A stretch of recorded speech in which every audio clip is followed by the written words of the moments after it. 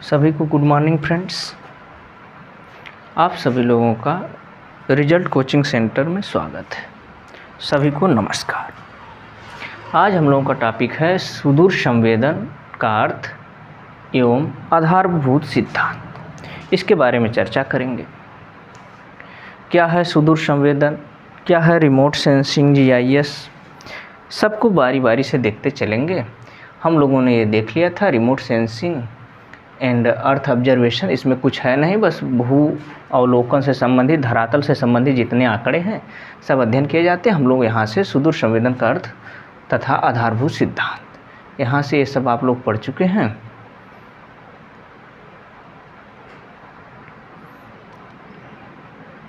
चलिए,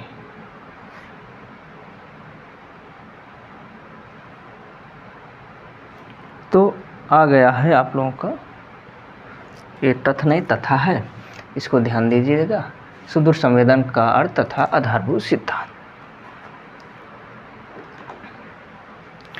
तो सबसे पहले ये जानिए सुदूर, सु का मतलब बहुत दूर, सु प्लस कोई ऐसी चीज़ जो हमसे बहुत दूर पे रखी हो लेकिन फिर भी हम उस पर कंट्रोल पा सकें, उसी को हम सुदूर, रिमोट, बहुत चीज़ टीवी है बहुत दूर पे रखी हुई है और हम उसको ऐसे दबाएं और वो एक्टिवेट हो जाए तो कंट्रोल पा सकें। सुदूर यानी बहुत दूर की वस्तु को भी हम उस पर सेंसिंग कर सकें तो उसे संवेदन कहते हैं। कोई दूर की स्थित वस्तु, उसके बारे में हम जानकारी या डाटा कलेक्शन या जानकारी प्राप्त करते हैं तो उसे ही तो हम संवेदन कहते हैं। तो एक वस्तु है जिस पे कोई काम होना है और दूर से व्यक्ति कोई उसको एक्टिवेट कर रहा है और उस पर काम हो जाए तो उसे ही तो हम सुदूर संवेदन कहते हैं। अब रिमोट सेंसिंग, तो रिमोट यानी ऐसा बेतार, उसमें कोई किसी प्रकार का कोई तार ना हो, उसमें किसी प्रकार का कोई तार ना हो और बटन दबाने से, बटन यहाँ दबाएं काम वहाँ हो जाए तो उसे ही हम कहेंगे सुदूर संवेदन। अब सुदूर संवेदन का उपयोग जो है काफ़ी ज़्यादा है। तो ये जब इंसान अपने आदि मानव काल से जब बाहर आता है तो सबसे ज़्यादा जो विकसित करता है वो इसको अपने ब्रह्मांड, ब्रह्म और दिमाग में खोजता है कि क्या कर सकता है, क्या नहीं कर सकता, क्या चीज़ें हैं, क्या नहीं है। तो मतलब जिज्ञासु प्रवृत्ति का है। तो जब ये जिज्ञासा इतनी बढ़ी, उसने पूरे ब्रह्मांड की खोज कर दी, ब्रह्मांड खोज दिए। तो ब्रह्मांड से संबंधित अध्ययन, उल्का पिंड से संबंधित अध्ययन, तारों से संबंधित अध्ययन, खगोलीय घटनाओं से संबंधित अध्ययन, ग्रहों से संबंधित अध्ययन, नक्षत्रों से संबंधित अध्ययन, राशियों से संबंधित अध्ययन, सभी प्रकार के ताराओं से संबंधित अध्ययन रिमोट सेंसिंग की मदद से करने का प्रयास किया गया है। तो इन सब का अध्ययन प्राचीन समय में इसके लिए उपयोग होता था। तो दूरबीन जब आई, दूरबीन का गैलीलियो ने आविष्कार किया तो लोगों ने टकटकी लगाकर देखना स्टार्ट किया, कहा यार ब्रह्मांड तो बहुत बड़ा है लेकिन ऐसा क्यों है। तो फिर खोजते खोजते उस पे बाद 1960 के बाद वायुयानों और सेटेलाइटों की मदद से, उपग्रहों के माध्यम से सुदूर संवेदन में अद्भुत क्रांति हो गई। 1960 के बाद अद्भुत क्रांति, आधुनिक विकसित उपकरणों को वायुयानों और उपग्रहों में लगा करके ऊपर भेज दिया और जानकारियाँ इकट्ठा कर रहे हैं सब। तो उन्नत किस्म के उपकरणों को लगा करके वायुयानों, सेटेलाइटों में लगा करके बाहर भेज दिया और बाहर से प्रतिबिंब कर दिए। इस पर प्रतिबिंब डालने लगे। ये देखने, प्रतिबिंब का मतलब देखना, किसी चीज़ को टकटकी निगाह से देखना। हम नहीं देख रहे हैं लेकिन सेंसर देख रहा है। तो देखने का कार्य जो किया, तो देखने से उसकी एक इमेज आई, प्रतिबिंब बना। तो जो प्रतिबिंब बना तो 1960 के बाद इसका उपयोग इतना ज़्यादा बढ़ गया, कहा यार ये जो हवा है ना, हम बात करते हैं तो कभी तार से बात करते हैं, लेकिन ये हवा भी हमको सुन रही है, देख रही है, इसके कण भी हमको सुन रहे हैं, देख रहे हैं। तो इसके उपयोग के माध्यम से हम किसी दूसरी वस्तु के बारे में उसे कंट्रोल कर सकते हैं। जादू मतलब हवा में ही मैं यहाँ कुछ करूँ और वहाँ घटना घट जाए। तो ऐसा कुछ सोचने वाले साइंटिस्ट थे, उन्होंने 1960 के बाद इस पर कार्य करना स्टार्ट किया। कहा हमारे धरती पर सबसे बड़ा जो एनर्जी का सोर्स है वो सूर्य है, और सूर्य में छुपा हुआ है EMR, इलेक्ट्रोमैग्नेटिक रेडिएशन। जब ये चीज़ें छुपी हुई हैं, कहा कि यार ये तो बहुत बड़ी चीज़ है, यही तो है पॉजिटिव। जैसे अगर पूछे कोई पॉजिटिव क्या है, तो पॉजिटिव मतलब क्या है और निगेटिव मतलब क्या है। तो आँख जब बंद कर ली तो काला काला काला काला, ये आपका निगेटिव है, कुछ नहीं दिखना है, इसमें आप ज़्यादा दूर तक नहीं देख सकते। आँख बंद करके केवल शांति मिल सकती है, लेकिन ज़्यादा दूर तक देख नहीं सकते। वही होता है आँख खोल कर देखना, पॉजिटिव। जैसे ही खोलेंगे हमें बहुत सारे चीज़ें दिखेंगी। किस आधार पे दिखेंगी? जब यह चीज़ उपलब्ध रहे, एनर्जी उपलब्ध रहे तुम्हारे आसपास, तब तुम्हें दिन के समय में अच्छा दिखता है, रात के समय में नहीं दिखता है, रात के समय में निगेटिव हो जाता है। तो इसमें भी खोज करना स्टार्ट कर दिए और ले करके आ गए सब सुदूर संवेदन। तो 1960 के बाद इसमें पर्याप्त वृद्धि हुई और लोग ब्रह्मांड का अध्ययन करना स्टार्ट कर दिए। इसका उपयोग केवल ब्रह्मांड तक ही सीमित नहीं रहा। आज के समय में भूविज्ञान, जियोलॉजी, भौगोलिक घटनाओं, पर्यावरण संरक्षण और आपका भूमि उपयोग, किस भूमि का एकदम उन्नत किस्म से उपयोग किया जा सकता है, भूमि उपयोग, कृषि के क्षेत्र में, आपदाओं के क्षेत्र में, मौसम विज्ञान के क्षेत्र में उपयोग करने लगे। इसके बाद इसका उपयोग शोध कार्य में भी किया जाने लगा और फिर विद्यालय घर घर तक पहुंच गया है। तो विद्यालय तक ये पूरा पहुंच गया, इसका उपयोग कॉलेजों में होने लगा। तो आइए जानते हैं, इन्हीं के बारे में हम बात करेंगे। सबसे पहले सुदूर संवेदन का अर्थ क्या है? सुदूर संवेदन का अर्थ है किसी दूर स्थित घटना या वस्तु। सुदूर संवेदन का अर्थ है किसी दूर किसी घटना या वस्तु अथवा धरातल के बारे में सूचनाओं अथवा आंकड़ों को प्राप्त करना। सूचनाओं अथवा आंकड़ों को प्राप्त करना। दूसरे शब्दों में बात किया जाए तो मोटे तौर पर सुदूर संवेदन का अर्थ है कि बिना किसी भौतिक संपर्क के, बिना किसी फिजिकल संपर्क के, बिना किसी भौतिक संपर्क के किसी वस्तु या घटना के संबंध में सूचना प्राप्त करना सुदूर संवेदन कहलाता है। परिभाषा की बात की जाए तो परिभाषा है आपके फ्लॉयड एफ सॉबिन्स के अनुसार सुदूर संवेदन शब्द का तात्पर्य उन विधियों में है जिनमें किसी लक्ष्य को पहचानने तथा उनके लक्षणों को मापने के लिए विद्युत चुंबकीय ऊर्जा जैसे प्रकाश, ऊष्मा, रेडियो तरंग का उपयोग में लाया जाता है। एक और परिभाषा है आपकी लिंकटज एवं सिमनेट के अनुसार बिना छुए हुए या संपर्क के किसी वस्तु के बारे में भौतिक आंकड़ों की प्राप्ति करना सुदूर संवेदन कहलाता है। इसको याद कर लीजिएगा, बिना छुए हुए किसी वस्तु के बारे में भौतिक आंकड़ों की प्राप्ति करना सुदूर संवेदन कहलाता है। यह था इसका अर्थ और परिभाषा। तो अर्थ और परिभाषा निपटा चुके हैं हम लोग। तो अर्थ और परिभाषा से ज़्यादा कुछ लेना देना नहीं है। ये कोई अर्थ वाला हिस्ट्री का क्लास नहीं है, ज्योग्राफी का क्लास है कि अर्थ ही चाहिए हमको, हिंदी का क्लास नहीं है।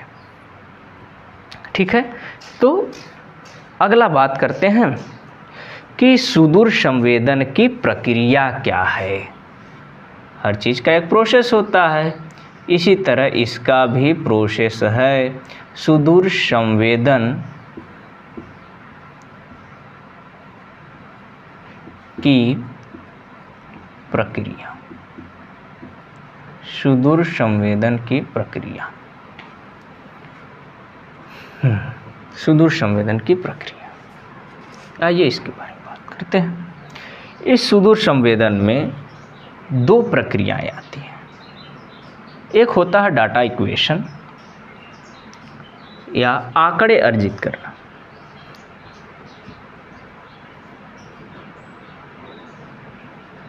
आंकड़े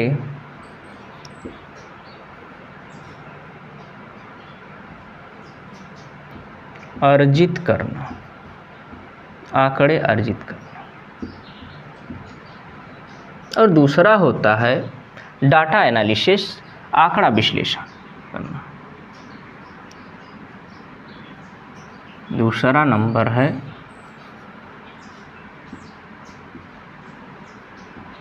आंकड़ा विश्लेषण, आंकड़ा विश्लेषण। तो एक में आपको आंकड़े अर्जित करना, डाटा इक्वेशन, आंकड़े अर्जित करना, डाटा इक्वेशन, आंकड़ा विश्लेषण, डाटा एनालिसिस, दो चीज़ें हैं। इसमें जो आता है, सबसे पहले आता है कि भाई आपको डाटा कलेक्ट करना है। अब डाटा कलेक्ट करने के लिए कुछ चीज़ें चाहिए, उसके माध्यम से ही होगा, बिना उसके हो नहीं सकता। तो चलिए देखते हैं। भौतिक आंकड़े, तो यही तो है भौतिक आंकड़े।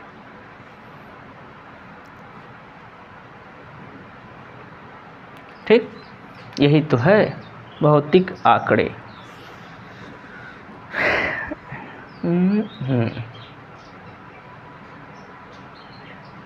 चलिए देखिए, भौतिक आंकड़े, द रिमोट सेंसिंग प्रोसेस। तो सबसे पहला जो है भौतिक आंकड़े को जो अर्जित कैसे करते हैं, आंकड़े अर्जित करना क्या कहता है। तो जब भी आप आंकड़े अर्जित करने जाएंगे, उसमें सबसे बड़ा जो स्रोत होगा ऊर्जा। आपके पास ऊर्जा है ही नहीं, और आप चाहते हैं कि पहाड़ को ढकेल दो, तो अंदर से तो एनर्जेटिक चाहिए, ऊर्जा चाहिए। तो जब भी आंकड़ा आपको इकट्ठा करना है, तो सबसे पहले जो होता है ऊर्जा, ऊर्जा का स्रोत पता चलना चाहिए। ठीक है, तो सबसे पहले ऊर्जा के स्रोत, सोर्स ऑफ एनर्जी।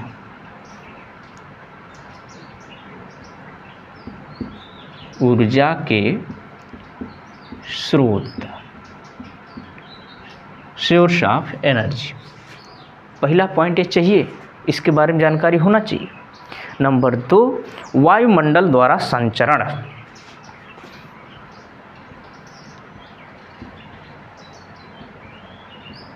वायुमंडल द्वारा संचरण, वायुमंडल द्वारा संचरण। नंबर सी पॉइंट, जब हम ऊर्जा के स्रोत पा गए, वायुमंडल द्वारा उसका संचरण कर लिए, फिर इसके बाद वायुमंडल की धरातलीय आकृतियों के बारे में बात करेंगे कि वायुमंडल पे या पृथ्वी पर, पृथ्वी की धरातलीय आकृतियाँ, आकृति, धरातलीय आकृति के बारे में बात करेंगे कि इसका धरातल कैसा है। पृथ्वी का धरातल ऊबड़ खाबड़, पर्वत, पठार, पानी सब कुछ है। तो इस तरह से कोई एक हमने स्ट्रक्चर ले लिया है। सबसे बड़ा, सबसे पहले ऊर्जा का स्रोत सूर्य। वायुमंडल में संचरण किस प्रकार से हो रहा है, इसको जानेंगे। पृथ्वी की धरातलीय आकृति कैसे है, पृथ्वी के धरातल पर्वत है, पठार है, मैदान है, घर बने हैं, सड़कें बनी हुई है, वाटर है किनारे किनारे, उसके तट हैं, उसके बाद घासें हैं, पेड़ है। तो ये सारी चीज़ें कैसे रिलेट करेंगे हम? तो धरातल की आकृति ये भी डाटा कलेक्शन में हमको मदद करता है, इक्वेशन में मदद करता है, आंकड़े अर्जित करने में मदद करता है। इसके बाद वायुमंडल द्वारा पुनः संचरण। वायु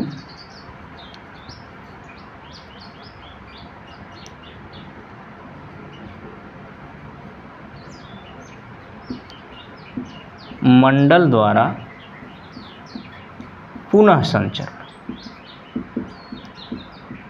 पुनः संचरण, पुनः संचरण का मतलब एक बार वायुमंडल द्वारा संचरण मतलब सूर्य से आने वाली एनर्जी, दूसरा वायुमंडल द्वारा पुनः संचरण सूर्य से जाने वाली एनर्जी।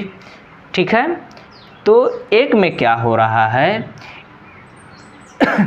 इंसिडेंट सोलर रेडिएशन हो रहा है, सूर्य की किरण आ रही है, रेडिएशन आ रहा है, इसके बाद रिफ्लेक्शन हो रहा है, रिफ्लेक्टेड सोलर रेडिएशन। तो पुनः वायुमंडल द्वारा पुनः संचरण। और डी के बाद ई, सुदूर संवेदन प्रणालियां।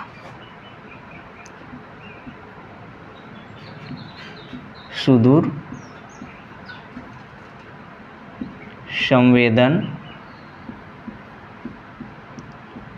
प्रणालियां, इसके बारे में चर्चा करें। सुदूर संवेदन प्रणालियां, तो 5 चीजें हैं जिनके माध्यम से सौरिक ऊर्जा का संचारण होता है। सुदूर संवेदन में डाटा कलेक्शन होता है, आंकड़े अर्जित किए जाते हैं इन्हीं 5 तरीकों से। ठीक है, इन्हीं 5 तरीकों से हम सुदूर संवेदन करते हैं।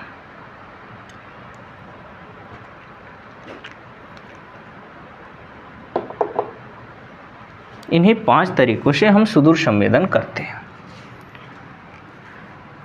ऊर्जा के स्रोत, वायुमंडल द्वारा संचरण, पृथ्वी की धरती की आकृति कैसी है, वायुमंडल द्वारा पुनः संचरण और सुदूर संवेदन प्रणाली।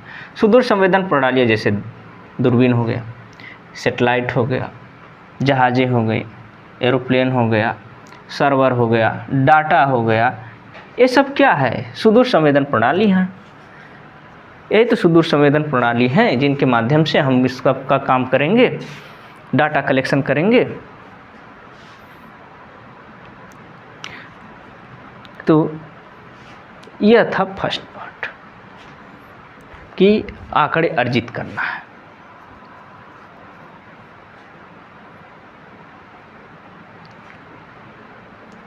दूसरा पॉइंट,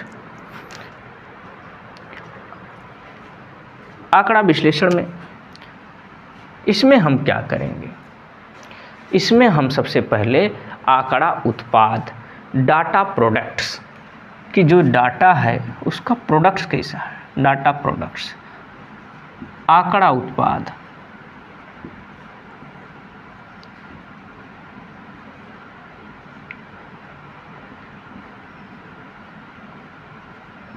डाटा प्रोडक्ट्स,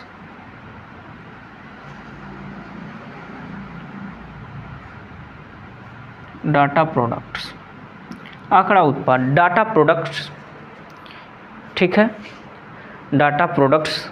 इसके बाद व्याख्या तथा विश्लेषण करेंगे, फिर सूचना उत्पाद करेंगे, फिर उपयोगकर्ता के पास जाएंगे। तो बारी बारी से देखेंगे।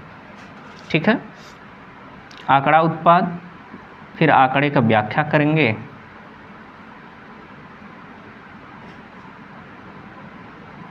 व्याख्या करेंगे। ठीक है, तो उसको बाद में देखेंगे, पहले हम इन चारों को निपटा लेते हैं। आपको पता हो जाए कि भाई ऊर्जा का स्रोत इतना क्यों है, वायुमंडल में संचरण कितनी कितनी मात्रा में हो रहा है, किसका हो रहा है, तो इसके बारे में जानकारी हासिल कर लेते हैं।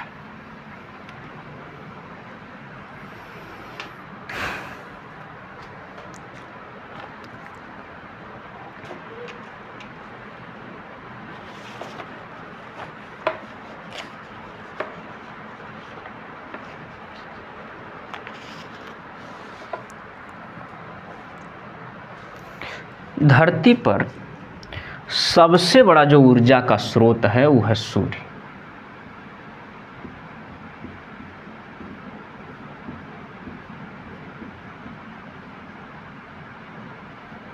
सबसे बड़ा ऊर्जा का स्रोत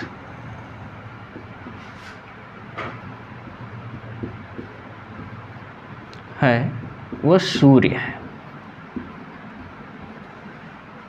सौरिक ऊर्जा के कारण ही हमारा शरीर काला हो सकता है, गोरा हो सकता है, पीला हो सकता है।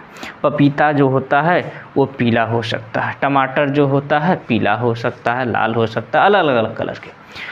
पत्तियां हो सकती हैं कलर की, अलग अलग कलर। सब फोटोसिंथेसिस के माध्यम से इन सब की घटनाएं पेड़ पौधों में इस तरह का होता है।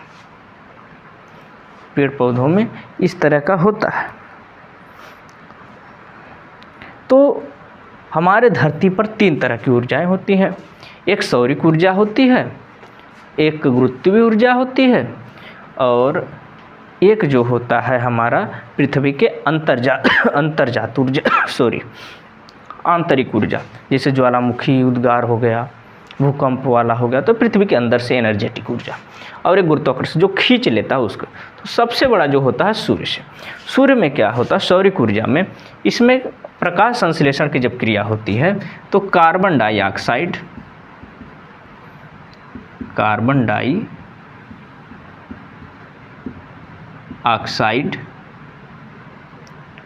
प्लस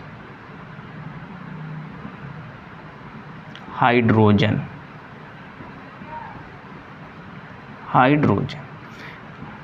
इन दोनों के मिलने से रासायनिक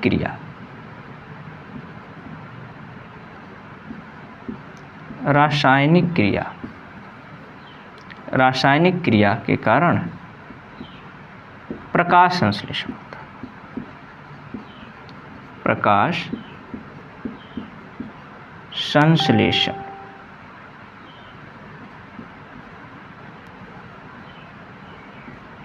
संश्लेषण होता है। ठीक है, इन क्रियाओं के कारण प्रकाश संश्लेषण होता है। ठीक है, प्रकाश संश्लेषण, यहाँ पर ए वाला रहे, संश्लेषण। ठीक है, अब मुझे लगता है सही होगा। ठीक, प्रकाश संश्लेषण क्रियाएं होती हैं। तो कार्बन डाइऑक्साइड और हाइड्रोजन से रासायनिक क्रिया के कारण प्रकाश संश्लेषण क्रिया होती रहती है, जिसके कारण सबसे बड़ा ऊर्जा का स्रोत है। अब एक चीज़ समझिएगा इसमें, ये तो हमको पता लग गया कि भाई प्रकाश संश्लेषण भी इसी क्रिया का कारण होता है, इसीलिए सबसे बड़ा ऊर्जा का स्रोत, एनर्जी का स्रोत हमारा सूर्य है।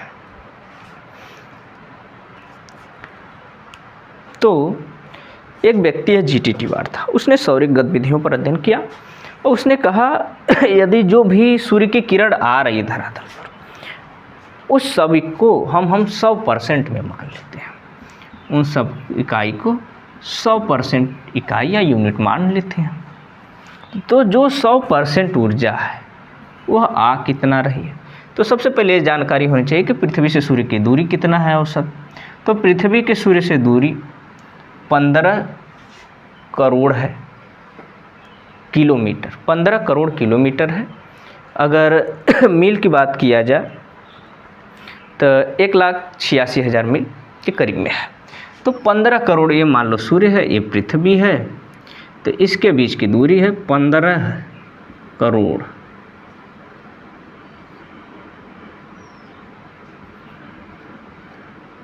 इकाई, दहाई, सैकड़ा, हजार, 10,000, लाख, करोड़, 10 करोड़। तो 15 करोड़ दूरी है औसत दूरी। न्यूनतम दूरी 14.96 करोड़, औसत माना जाता है यही 15 करोड़ के, इतना करोड़ किलोमीटर दूर है। तो सौर्य से 100% तो ऊर्जा आती नहीं, उसका मात्र 1/2 अरबवां भाग ही प्राप्त होता है। 1/2 अरबवां भाग ही प्राप्त होता है। 1/2 अरबवां भाग ही संपूर्ण पृथ्वी को प्राप्त होता है। और इतनी दूरी होने के कारण जब सूर्य का प्रकाश आता है तो 8 मिनट 19 से 20 सेकंड के बीच में समय लगता है। 8 मिनट 19 सेकंड कहीं कहीं पर है, कहीं कहीं पर 20 सेकंड। ठीक है, 8 मिनट 19 से 20 सेकेंड। ठीक, ये है 19 से 20 सेकेंड के बीच में ही सूर्य का प्रकाश धरातल तक आ जाता है, पृथ्वी पर आ जाता है। 1/2 अरबवां भाग प्राप्त है। अब इसको हम 100 इकाई के रूप में मान लेते हैं। मान ले सूर्य से ऊर्जा चली तो बीच में तो वायुमंडल भी पड़ गया। बीच में जब वायुमंडल पड़ गया तो क्या हुआ, बीच में वायुमंडल पड़ गया तो क्या हुआ, तो 35% जो ऊर्जा होती है 100% में से, ठीक है, 1/2 अरबवां भाग, इसको मिटा देते हैं। अब आराम से खुद देखिएगा कि क्या हो रहा है। अब सूर्य का पता चली गया, एक काम हम लोगों का ख़त्म हो गया, सबसे बड़ा एनर्जी का स्रोत ये ही आ रहा है। अब वायुमंडल में क्या हो रहा है, ठीक है, वायुमंडल में क्या हो रहा है, 100% आया, चलो भाई 100% धरती की ओर चलते हैं। 100% वालों का चलो भाई धरती की ओर चलते हैं। तो धरती पर आने से पहले ही 35% जो ऊर्जा थी वो छन्न हो गई आसमान में, शून्य की स्थिति में चली गई। 35% ऊर्जा शून्य की स्थिति में चली गई, मतलब 100 में से 65% पहले में भाग गए। किसी भी घटना को जो ज़्यादा चिल्लाता है वो पहले में भाग जाता है, तो 35% लोग पहले ही भाग गए। कहाँ से, किसके किसके कारण गए, तो 35% की बात करें 27% बादलों से, ठीक है, 2% परावर्तन धूल कण वगैरह से, धरातली धूल कण वगैरह से, और जो आसमान में वायुमंडल में धूल कण है उससे 6%। तो 35% ऊर्जा। अब इसको देखते हैं कि आखिर इसमें क्या क्या आता है। बादलों से 27%, बादलों से 27, तो माइनस हो गया ना, तो 27%, तो माइनस लगा देते हैं, 27% डाउन हो गया, ख़त्म। धूल कण, धूल कण से 6%, धूल कण से 6%, धूल कण से 6%, ये भी डाउन हो गए। इसके बाद 2% परावर्तन हो गया, प्रत्यावर्तन हो गया, 2% प्रत्यावर्तन हो गया, प्रत्यावर्तन हो गया, 2% प्रत्यावर्तन हो गया, ठीक है, कि जो धूल कण थे थोड़ा सा नीचे की कैटेगरी में आए ही नहीं, ऊपर से जो उसमें कण वगैरह थे वायुमंडल में वहीं से टकरा करके प्रकीर्णन हो गया, प्रत्यावर्तन हो गया या प्रकीर्णन हो गया। तो ये टोटल 35% तो यहीं ख़त्म हो गया। अब बचे कितने, अब बचे 65%, बचे 65% बेचारा चल ही रहा था कि अचानक बीच में ओजोन परत आ गई।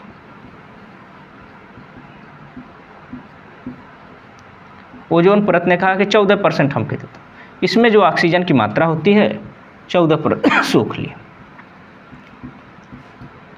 ऑक्सीजन की मात्रा, ऑक्सीजन की मात्रा ने 14% भाग को सोख लिया, अर्थात 14% और माइनस हो गया, ठीक है, 14% और माइनस हो गया, ठीक है, 14% और माइनस हो गया। अब बचा कितना, 51%, बचा कितना, तो 51% बचा, ठीक है, यह 51% बचा।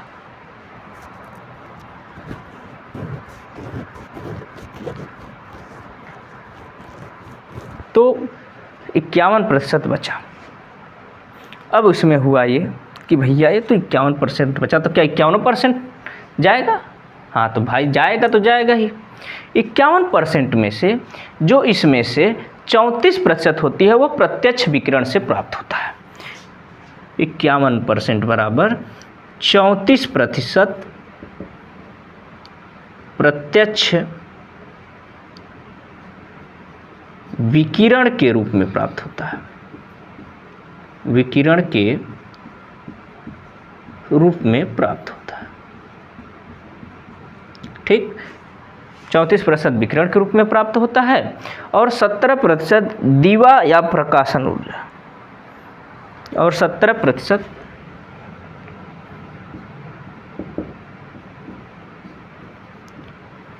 दीवा या विसरित दीवा कहेंगे, ठीक है, विसरित दीवा, विसरित दीवा प्रकाश, विसरित दीवा प्रकाश, विसरित दीवा प्रकाश से 70% ऊर्जा आई, ठीक है। यह लाइट सुबह शाम जो होता है उजाला, शाम को देखोगे तो सूर्य डूबने के बाद भी कुछ उजाले रहते हैं, सूर्य उगने से पहले भी उजाला रहता है, तो जो उजाला रहता है तो वह वाला विसरित ऊर्जा दीवा प्रकाश, दीवा प्रकाश उजाला दिखाई देता है। तो यह था इसका सिस्टम। यह सूर्य की ऊर्जा इस तरह से आ रही है और जा रही है। अब एक चीज़ और समझिएगा इसमें कि इस वायुमंडल में क्या हो रहा है। ली गई ऊर्जा बराबर दी गई ऊर्जा हो रहा है। ये जो वायुमंडल है ना, इसमें एटमॉस्फेयर है, इसमें ली गई ऊर्जा बराबर दी गई ऊर्जा का प्रोसेस चल रहा है। क्या चल रहा है कि जो हमारा वायुमंडल है, आने जाने का तो छोड़ दो, वो तो सूर्य का हो गया। वायुमंडल में, किसमें, वायुमंडल में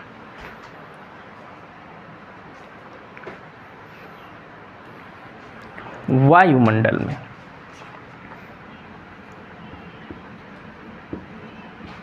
केवल और केवल वायुमंडल, ठीक बात कर रहे हैं, केवल वायुमंडल में, केवल वायुमंडल में 48% ऊर्जा, 48% ऊर्जा ही शेष बच जाती है और शेष गायब भी हो जाती है। 48% ऊर्जा या किरण इस तरह से आती है और 48% ऊर्जा ही जाती भी रहती है। ये इसका प्रकाश संतुलन है, ये इसका सौरिक संतुलन है, यही वाला 48%। अब 48% में क्या कैसे कैसे हो रहा है, तो बात है ना कि 48% वाला आखिर जा किस तरह से रहा। चलिए तो अब इसके बारे में समझते हैं। वो तो हमने पूरा सिस्टम इसलिए बताया, अब केवल वायुमंडल के लिए हम चाहे तो पूरा केवल ही बता दिए होते, लेकिन हमने कहा पूरा से बताते हैं।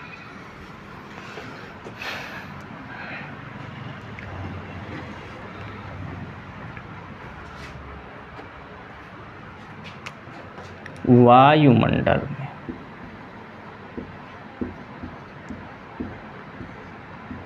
वायुमंडल में, ठीक है, वायुमंडल में मिला कितना, ठीक है, और गया कितना, ठीक है। तो सौरिक विकिरण पृथ्वी के जल से और संवहन विक्षोभ से और संघनन गुप्त ऊष्मा से के रूप में निकलता रहता है और आता भी रहता है। तो 14% सबसे पहले जान लेते हैं। 14% तो ओजोन और बहिर्गामी विकिरण से।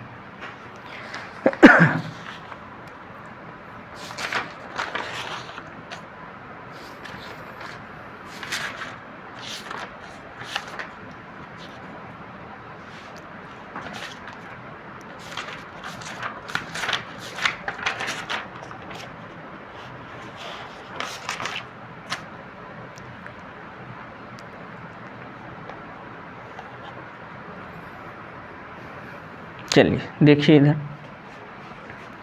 तो 14% सौरिक विकिरण से, और एक साइड का 48% वाला देख लेते हैं।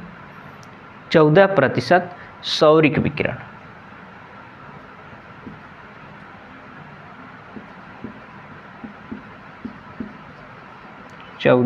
सौरिक विकिरण, 14% सौरिक विकिरण, 14% आपका सौरिक विकिरण। 6% पृथ्वी की सतह से प्रभावी, 6% पृथ्वी की सतह से प्रभावी, 6% पृथ्वी की सतह से प्रभावी। और 9% संवहन एवं विक्षोभ से प्राप्त। 9%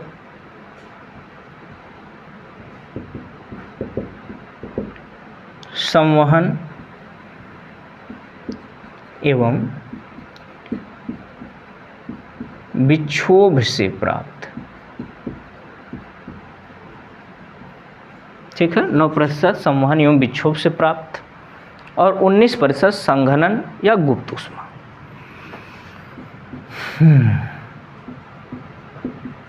संघनन या गुप्त ऊष्मा, संघनन या गुप्त ऊष्मा के माध्यम से यह 48% बन रहा है और वही दूसरी साइड 48% की बात किया जाए तो 14% तो हमारा ओजोन ही लेके चला। ओजोन 14% ओजोन, वायुमंडल में ही ना ओजोन। ठीक है, 14% ओजोन परत से, 14% ओजोन परत उसको सोख लिया, काम खत्म हो गया। 34% बहिर्गामी विकिरण हो जाता है। 34% बहिर्गामी विकिरण हो जाता है, मतलब बाहर चल गया। बहिर्गामी विकिरण हो जाता है। ठीक, अब एक चीज समझना, ये आई और इसमें काम हो गया और ये गई, ये वायुमंडल का प्रोसेस है। एक साइड आने वाले हैं 48%, एक साइड जाने वाले। ली गई ऊर्जा बराबर दी गई ऊर्जा, काम खत्म। ठीक है, जितना आया उतना चला भी गया।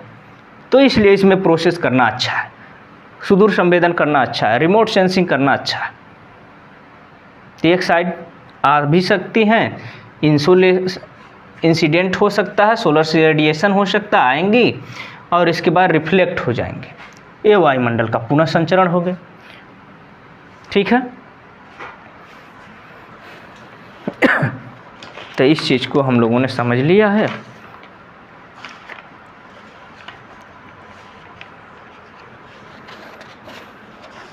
हम लोग विद्युत चुंबकीय ऊर्जा के बारे में इतना जानकारी हम लोग इकट्ठा कर लिए। चलिए अब इसके जो है ये सिस्टम देख लीजिए।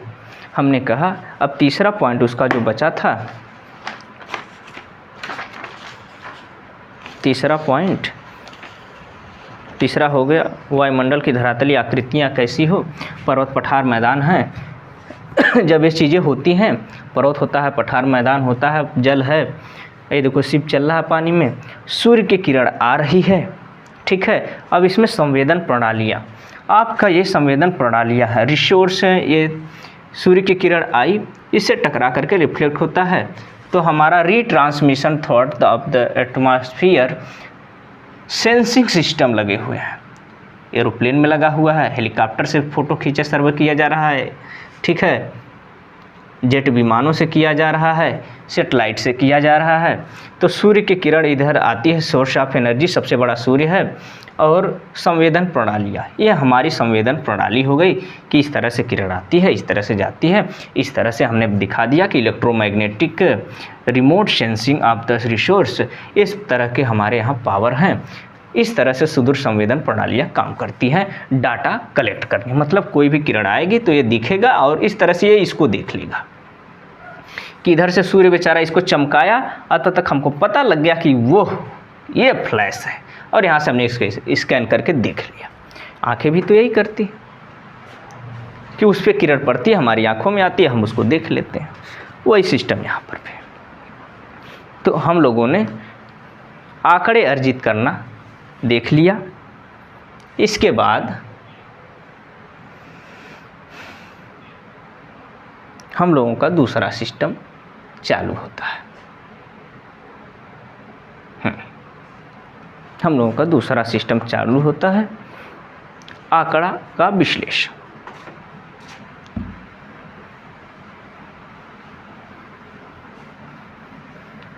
आंकड़े का विश्लेषण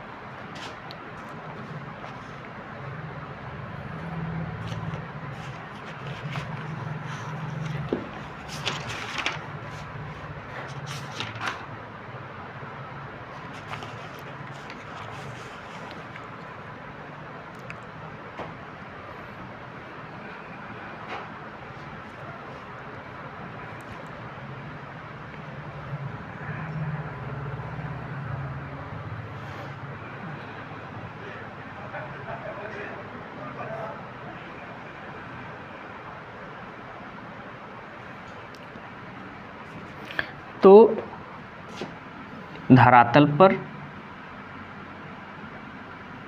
अंतरिक्ष या वायु यानों से धरातल पर प्रतिबिंब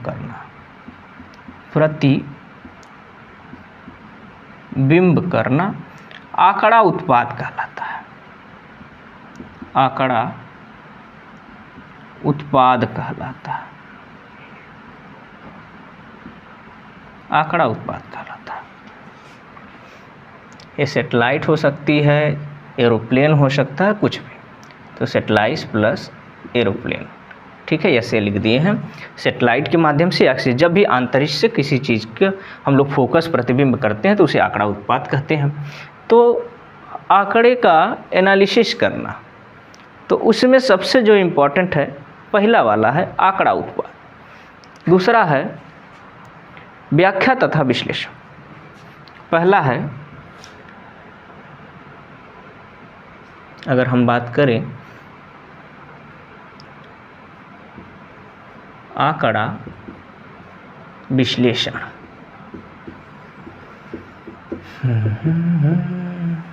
तो पहला है आंकड़ा उत्पाद, आंकड़ा उत्पाद, दूसरा है आंकड़ा की व्याख्या एवं विश्लेषण।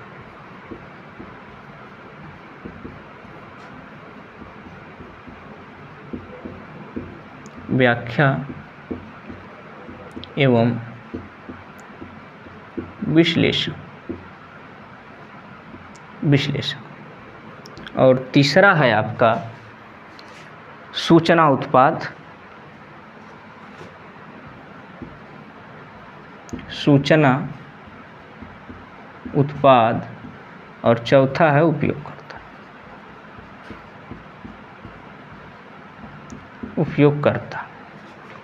ठीक है, तो आंकड़ा उत्पाद को इंग्लिश में कहते हैं डाटा प्रोडक्ट्स, व्याख्या तथा विश्लेषण के कहते हैं इंटरप्रिटेशन एंड एनालिसिस, और सूचना उत्पाद को इंफॉर्मेशन प्रोडक्ट्स, और उपयोगकर्ता को यूजर्स। तो ABCD करके हमने दिखाया हुआ है, तो यहाँ मान लेते हैं ABCD लिख देते हैं, तो आपके लिए और आसानी हो जाएगी। यह A हो गया, यह B हो गया, यह C और यह D। ठीक है, 4 भाग में हम बांटते हैं आंकड़ा विश्लेषण को। अब बारी बारी से देखते हैं। बारी बारी से देखते हैं आंकड़ा का विश्लेषण। आंकड़े के विश्लेषण के लिए पर्याप्त अनुभव, अभ्यास, ज्ञान, श्रम की आवश्यकता होती है। इसको हम 2 वर्गों में बांटते हैं। पहला होता है उपग्रही प्रतिबिंब, और दूसरा होता है वायु फोटोचित्र। एक होता है उपग्रही,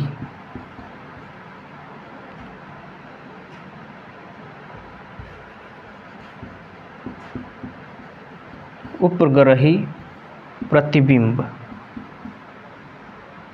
प्रतिबिंब पहले में करेंगे, ठीक है, इसमें प्रतिबिंब। दूसरा होता है वायु फोटोचित्र।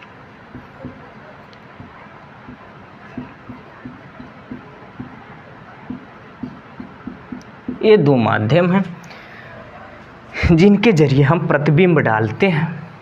एक सैटेलाइट हो गया आपका, एक आपका एयर फोटोग्राफी। इन्हीं के जरिए काम होगा, इन्हीं के जरिए सारा का सारा काम होगा। अब समझिएगा, जब प्रतिबिंब हमने डाला तो उसके लिए हमारे पास रिफरेंस डाटा चाहिए। उसमें किसी तरह का तोड़ मोड़ नहीं होना चाहिए, रिफरेंस डाटा चाहिए। पिक्टोरल चाहिए हम लोगों को, डिजिटल चाहिए। एक तरह का कहें तो सरबराह, कि हम जब वहाँ से प्रतिबिंब डालें, प्रतिबिंब को डाला जाए तो उसकी सेफ सूचना होनी चाहिए। उसके लिए इस तरह का सिस्टम होना चाहिए। तो डाटा प्रोडक्ट्स बोलते हैं इसको। तो डाटा प्रोडक्ट्स में रेफरेंस डाटा, पिक्टोरल और डिजिटल, इस तरह का सिस्टम हमारे पास होना चाहिए। दूसरी चीज़ इंफॉर्मेशन एंड एनालिसिस। जब हम इस डाटा को कलेक्ट कर लें, डाटा हमारी इस डिवाइस में सेव हो जाए, फिर उस डिवाइस को खोल करके बारी बारी से उसको देखा जाए, बारी बारी से इसको देखा जाए। ये विजुअल होता है। आंकड़े का जब विश्लेषण किया जाता है, यह विजुअल होता है। इसको देख सकते हैं, लेकिन इसको देख नहीं सकते। आंकड़ा जो उत्पाद है, आप इसको नहीं देख सकते, आप इसको आंखों से नहीं देख सकते, यहाँ से देख सकते हैं, यहाँ से देख सकते हैं। यह वाला जो है ना, यहाँ से देख सकते हैं, यह विजुअल है। आपके पास इंफॉर्मेशन एंड एनालिसिस, यहाँ से आप देख सकते हैं कि भाई क्या क्या सिस्टम में आया, क्या चीज़ है। यहाँ तो बस कोडिंग आएगी नहीं, यहाँ से प्रतिबिंब, बस इसमें केवल कोडिंग है और कुछ है नहीं, किसी तरह का कोई चित्र इसमें आया नहीं। फिर उसके बाद जब एनालिसिस किया गया, एनालिसिस के बाद जब आप इंफॉर्मेशन डिवाइस पर, इस पर सूचना उत्पाद पर इसको जब देखेंगे तब दिखेगा। इसीलिए इसको कहते हैं इंफॉर्मेशन प्रोडक्ट्स, गजट। आप किसी भी गजट की सहायता से इन चीज़ों को देख सकते हैं। तो सबसे पहले ये रेफरेंस डाटा पिक्टोरल और डिजिटल में आता है। इसके बाद यह इंफॉर्मेशन एंड एनालिसिस में चला जाता है, सेटिंग है उसके, और सारे ब्राउज़र है, कंप्यूटर का सिस्टम है, पूरा सब हब है, सब डाटा है, रेफरेंस डाटा एकदम। फिर इसके बाद इसकी सेटिंग प्रोसेसिंग होगी और इसके बाद इसको देखा जा सकता है, इंफॉर्मेशन एंड एनालिसिस किया जा सकता है यहाँ से। इसके बाद इंफॉर्मेशन प्रोडक्ट्स, जो भी इंफॉर्मेशन प्रोडक्ट्स हैं, डिवाइसेस हैं, कंप्यूटर हैं, इंटरनेट है, इस तरह के डिवाइसेस का उपयोग करके हम यूजर तक पहुँचाते हैं और यूजर इसका उपयोग करते हैं, उपयोगकर्ता तक आ जाता है। तो इस उपग्रही और वायु फोटो चित्र, इन्हीं दोनों के माध्यम से इस तरह का कार्य किया जाता है। ठीक है, तो हमने यह चीज़ें देख ली। इसके बाद वायु फोटो चित्र और उपग्रही फोटो चित्र में अंतर क्या है? ठीक है, वायु फोटो चित्र और उपग्रही फोटो चित्र में क्या अंतर है, यह भी जानना आवश्यक है। हमने दो रखा है।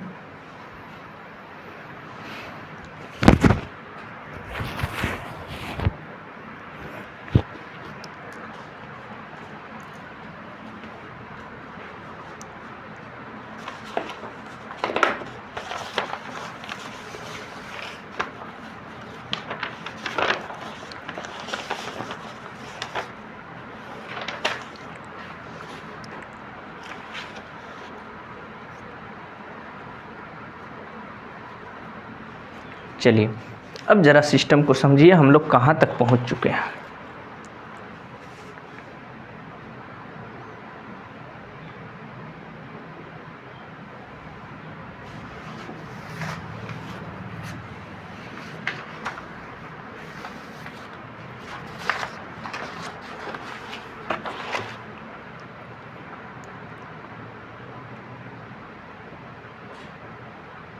चलिए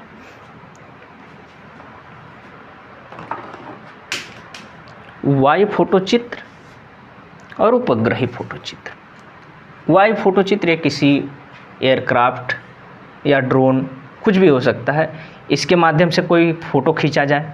ठीक है, तो मैंने कहा था पॉजिटिव और निगेटिव, तो निगेटिव से पॉजिटिव बनाने का पहले एक सिस्टम चलता था, कैमरे में होता था।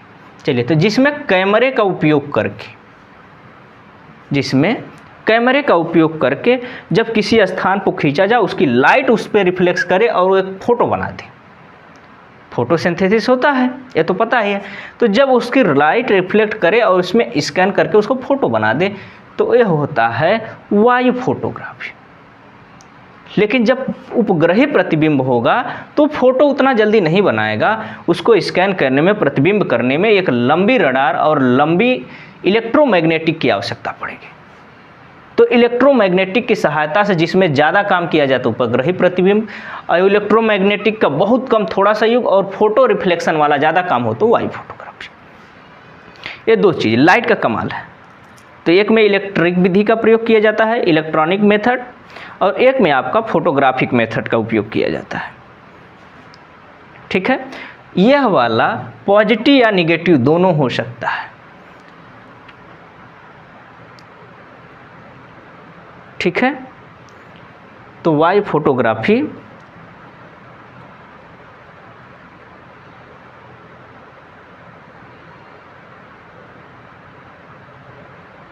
हम लोगों ने यहाँ तक पहुँच चुके हैं।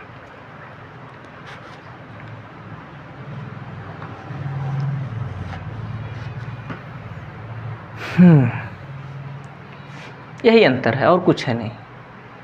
चलिए अब एक बार सिस्टम को ज़रा समझिए कि भाई आखिर हो क्या रहा है। अब इलेक्ट्रॉनिक विधि क्या है, चलिए तो थोड़ा सा देखिए आज का जो सिस्टम चल रहा है किस प्रकार से है।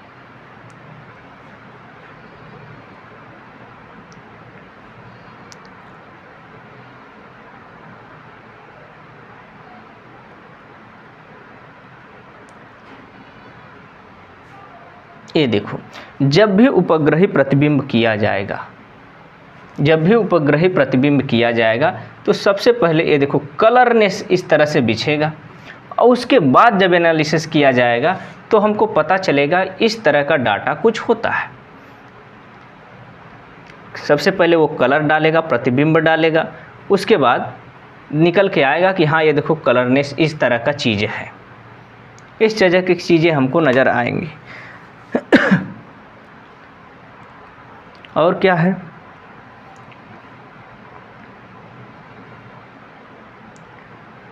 यह वाला देखो किस तरह से कलर डाला गया था, उपग्रही प्रतिबिंब। हमने ऊपर से ही उपग्रह के माध्यम से इसमें सारी चीज़ें हो रही हैं कि कलर सैटेलाइट ने डाल दिया है और उसके बाद उस पर एनालिसिस कार्य चल रहा है और हमको एक चीज़ निकल के आ रही है।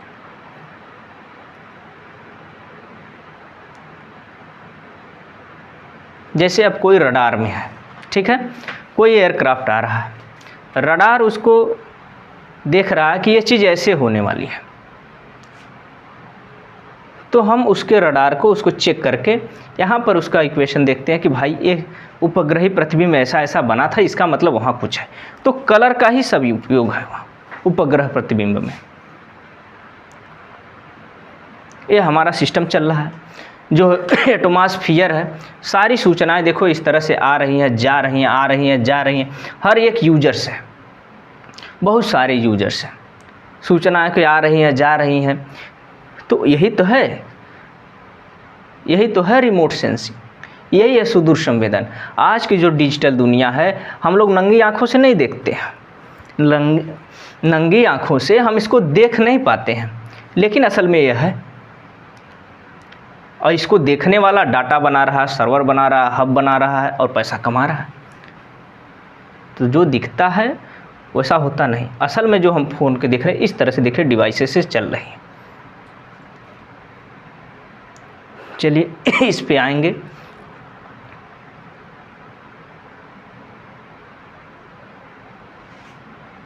अभी इस पे बात करेंगे हम, ठीक। तो इस तरह से डिवाइसेस से काम चल रहा है। तो उपग्रही प्रतिबिंब और ये अगला हमारा है विद्युत चुंबकीय ऊर्जा, ठीक है, इसको भी जान लेना है।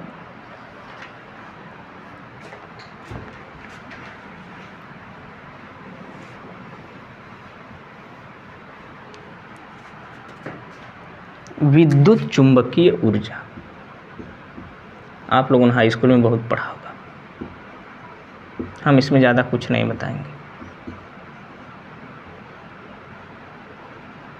जितना सुदूर संवेदन के लिए उपयोगी है बस उतना है, ठीक है। विद्युत चुंबकीय ऊर्जा, तो विद्युत चुंबकीय ऊर्जा में पहली बात तरंग होता है, दूसरा फोटॉन होते हैं, ठीक है। उत्सर्जित ऊर्जा जब लघु प्रकाश अंश को वहन करती है तो उसे फोटॉन कहते हैं। उत्सर्जित ऊर्जा जब लघु तरंग दैर्ध्य को चलती है, मतलब छोटी तरंग दैर्ध्य की आवृत्ति को चलती है, तो उसे फोटॉन कहते हैं। इस तरह से सिस्टम है इसका। तो इसमें दो तरह का आता है। प्रकाश ऊर्जा को सीधे विचरित न करके इसको दोलन घटक कहते हैं, मतलब इस तरह आवृत्ति आती है, एक सिस्टम में आते हैं। तो विद्युत ऊर्जा एक होती है, एक चुंबकीय ऊर्जा होती है। तो जो सूर्य द्वारा आ रहा है, सूर्य ऊर्जा, विद्युत ऊर्जा एवं चुंबकीय ऊर्जा में मध्य लगातार परिवर्तित होती रहती है। यही कारण है कि हम इसे विद्युत चुंबकीय ऊर्जा के नाम से जानते हैं। ये दोनों ऊर्जा के घटक निरंतर धनात्मक विद्युत ऊर्जा तथा उसी क्षण ऋणात्मक चुंबकीय ऊर्जा से अंतरक्रिया होती है और संचालित होती रहती है। एक होता है इलेक्ट्रोमैग्नेटिक, EMR, ठीक है। तो विद्युत ऊर्जा, विद्युत चुंबकीय ऊर्जा, अब इस संचरण किस तरह से करता है इसके बारे में जानेंगे। विद्युत चुंबकीय ऊर्जा आखिर संचरण किस प्रकार से करती है। संचरण, विद्युत चुंबकीय ऊर्जा संचरण किस प्रकार से करती है, ठीक है।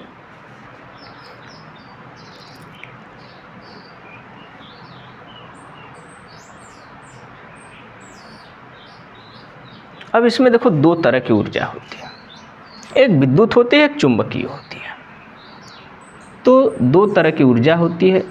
एक पहला वाला जो है, जो पहला वाला है उसे हम कहते हैं विद्युत चुंबकीय ऊर्जा गतिमान होती है।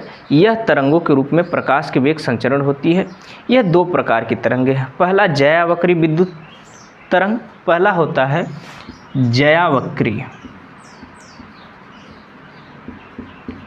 पहला है ज्यावक्री विद्युत तरंग और दूसरा होता है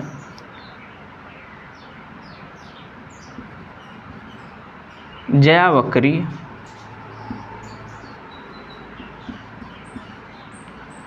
विद्युत चुंबकीय तरंग, दूसरा होता है विद्युत चुंबकीय तरंग। तो पहला ज्यावक्री विद्युत तरंग और दूसरा ज्यावक्री विद्युत चुंबकीय तरंग। तो एक आपका सिनुसॉइडल इलेक्ट्रिक वेव है। सिनुसॉइडल मतलब चलेगा इसे 90 डिग्री पे हमेशा चलेगा सिनुसॉइडल, ठीक है, दोनों। तो एक सिनुसॉइडल इलेक्ट्रिक वेव और दूसरा है मैग्नेटिक वेव। तो इलेक्ट्रिक वेव को हम E से प्रदर्शित कर सकते हैं और जो चुंबकीय है उसको M से प्रदर्शित करते हैं। जब भी ऐसा सिस्टम होगा, समकोण पे रहेंगे दोनों, ठीक है। मान लेते हैं इलेक्ट्रिक वेग है तो ये मैग्नेटिक होगा और इस तरह से डिस्टेंस तय करेंगे, इस तरह से डिस्टेंस तय करेंगे। E का मतलब इलेक्ट्रिक, M का मतलब मैग्नेटिक, D का मतलब डिस्टेंस। इस तरह से तय करते हुए आगे बढ़ेंगे।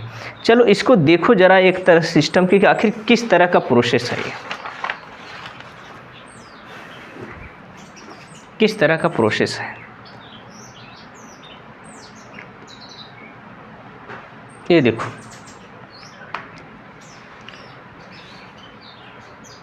एक इसमें इलेक्ट्रिक है, एक मैग्नेटिक है, एक डिस्टेंस तय कर रहा है। इलेक्ट्रिक मैग्नेटिक डिस्टेंस तय किया जा रहा है। इसको घुमा करके भी देखोगे तो ऐसे चलेगा, ऐसा प्रोसेस है। जब ये संचरण करती हैं तो इस तरह के कंडीशन में संचरण करती है। देख रहे हो DNA के आकार का धागा बन जा रहा है। तो यही तो एनर्जी का है, इसीलिए ना धागा इस तरह का बना है DNA का। देखो 90 डिग्री, 90 डिग्री आगे बढ़ेंगे लेकिन 90 डिग्री, दोनों के बीच 90 डिग्री रहेगा, हर समय रहेगा 90 डिग्री, ठीक है। हर समय 90 डिग्री, हर समय 90 डिग्री समकोण पर ही चलेंगे। विद्युत चुंबकीय स्पेक्ट्रम जो होगा, स्पेक्ट्रम विद्युत चुंबकीय ऊर्जा संचरण जो होगा इसी तरह का प्रोसेस में कार्य करेगा। इस तरह से आगे बढ़ता रहेगा। इस तरह से धरती पर आती है और इन्हीं में हम अपनी सूचनाओं को भेजते हैं। सोचो, इन्हीं में सूचना छिपी हुई है, इन्हीं में सूचना छिपी हुई है, इन्हीं में सूचना छिपी हुई है, इन्हीं में सूचना छिपी हुई है। एक बार और देखिए, हर बार समकोण पर होगा, ठीक है, एक दूसरे के समकोण पर होगा। तरंग दिशा की ओर भी समकोण ही होगा। जो लास्ट में ख़त्म होगा ना यहाँ पर, यह भी समकोण पर ही होगा।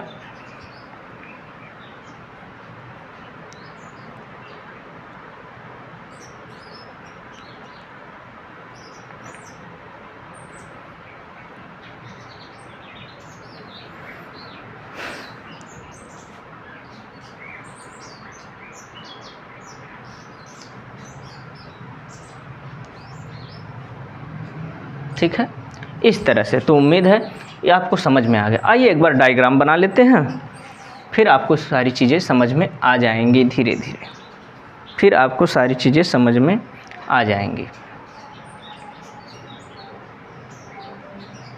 चलिए अपनी इमेज पर लौटते हैं।